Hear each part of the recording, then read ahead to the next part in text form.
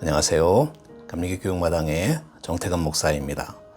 사도 바울, 어거스틴, 루터, 칼빈, 웨슬리 등 기독교 역사에서 회심은 항상 새로운 사람을 낳았고 그들에 의해서 교회는 새롭게 나아갈 수 있는 동력을 얻을 수 있었습니다.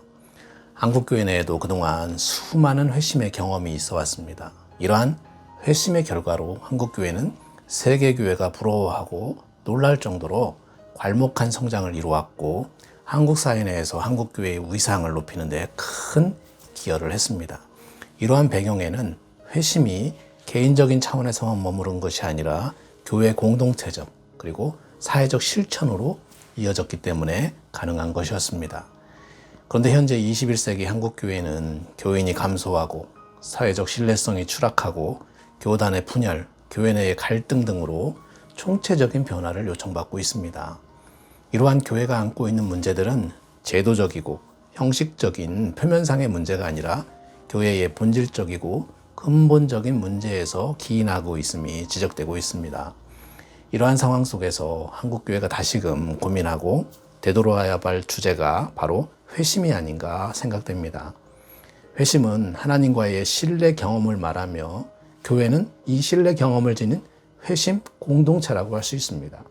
회심은 하나님과의 관계에서 시작되며 예배나 집회 등 영적인 활동과 관련된 그런 상황에서 일어납니다. 이 회심은 믿음의 결단으로 표현되며 삶의 새로운 변화를 동반하게 됩니다. 그런데 오늘날 문제는 이 회심의 고백이 삶으로 연결되지 못하고 있다고 하는 것입니다. 즉 회심의 체험을 통한 변화된 삶이 실제 우리의 삶 속에서 드러나지 못하고 있다는 것입니다.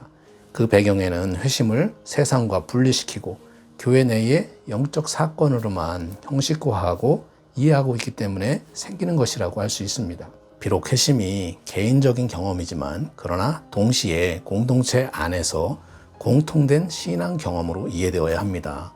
예를 들어 바울의 회심은 한 개인의 극단적인 사건으로 이해할 수 있지만 동시에 회심한 바울을 통해서 그 신앙 공동체가 고백하고 지녀야 할 그 믿음과 소망의 문제를 전하고 있기 때문입니다.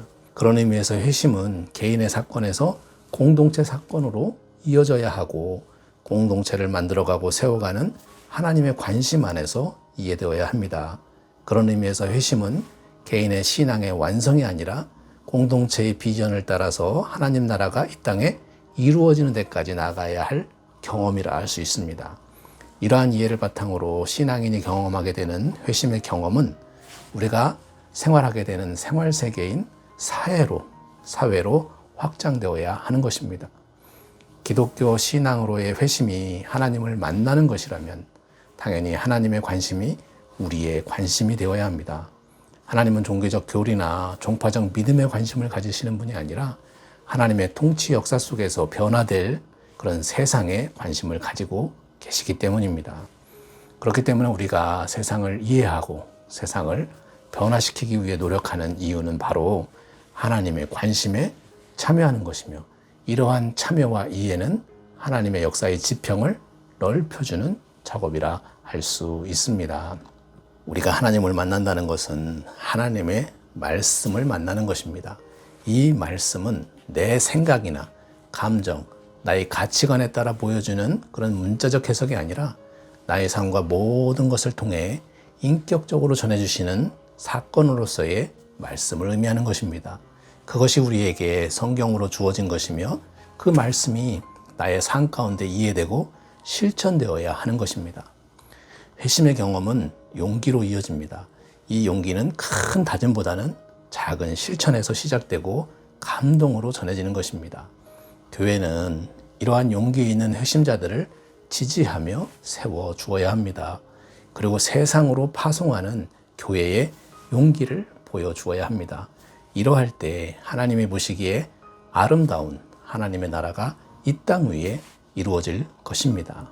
이것이 교회와 회심을 경험한 신앙인들에게 주어진 공동체적 책임일 것입니다. 감사합니다.